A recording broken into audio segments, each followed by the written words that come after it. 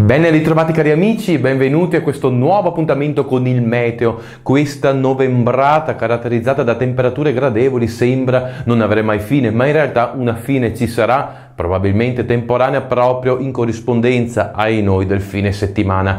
Per capire cosa accadrà in sostanza partiamo anzitutto nel vedere la giornata di sabato. Per capire un po' la distribuzione delle precipitazioni possiamo notare come buona parte del nord sia caratterizzato da delle piogge anche sui settori tirrenici, però via via le cose saranno destinate a migliorare. Per quanto riguarda la domenica il tempo non sarà dei migliori, diciamo che le zone in cui pioverà maggiormente sono quelle dell'Italia centrale e meridionale, notate anche colorazioni intense soprattutto sulle Marche e parte delle zone centrali, un po' meno al nord, in particolare il nord-est dovrebbe piovere, specialmente nella parte centrale, con un calo anche delle temperature. Diciamo dunque che il fine settimana sarà compromesso anche dal punto di vista termico, e questo è un aspetto che mi premeva appunto farvi vedere. In effetti con la mappa qui a fianco possiamo notare il calo termico con i colori sul blu che interesseranno buona parte dell'Italia appunto alla volta di domenica. Potete notare appunto questa colorazione